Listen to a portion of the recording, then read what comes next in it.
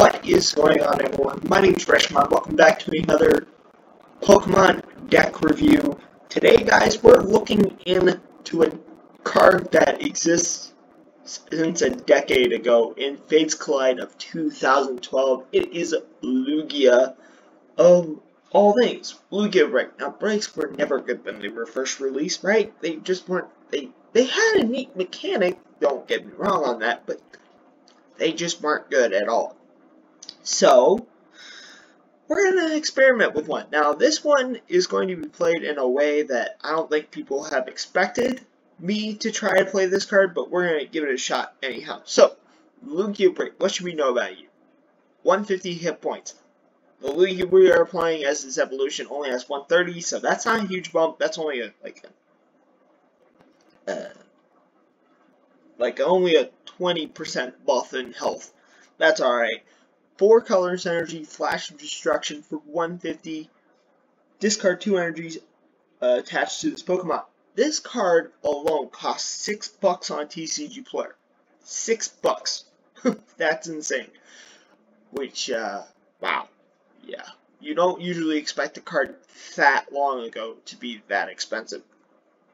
So, what Lugia are we using? We are using the one from Team Up. The Lugia with 130 has 2 attacks. Power Charger with Colorless Energy cost 30, and then search your deck for a basic energy card and attach it to this Pokemon, then shuffle your deck.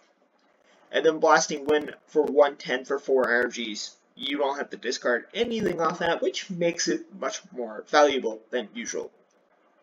The sidekick Pokemon that we are using is going to be Garbodor. Now, this is where the stall content does come in. Oh boy. Garbotoxin, if this Pokemon has a Pokemon tool attached to it, each Pokemon play, each player's hands, and each player's discard pile has no abilities except for Garbotoxin. Yeah. You see where this is going.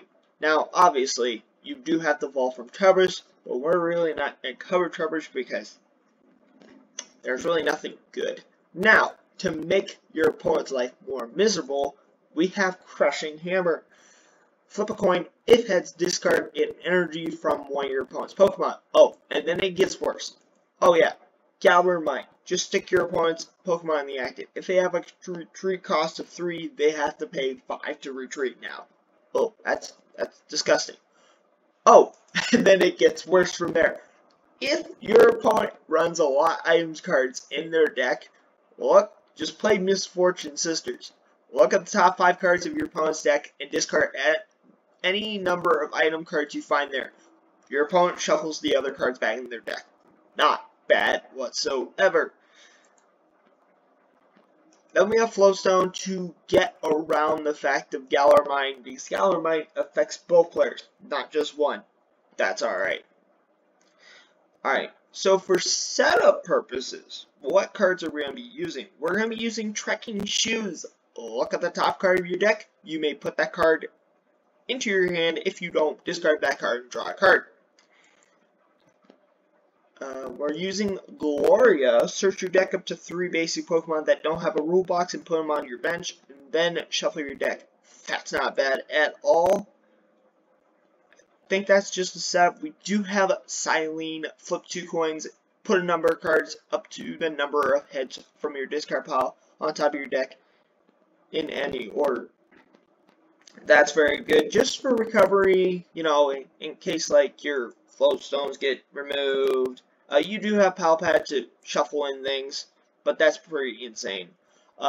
We have double Colorless Energy, and we have Powerful Colorless Energy to do 210 damage with 4 of them onto your Lugia Break. So that's pretty OP. Psychic Energies, 8 of them. That's fine. Deck list will be in the description down below, and my previous video will be in the description down below. Now, before you guys leave, I do need to explain something. If my voice seems a little glitchy, I do not know what's going on with my computer right now. I don't know. Maybe it just needs a simple reset. But hopefully, you guys could enjoy this walkthrough, and my previous deck that I did will be in the description down below as well. I'll see you guys later, alligators. Peace.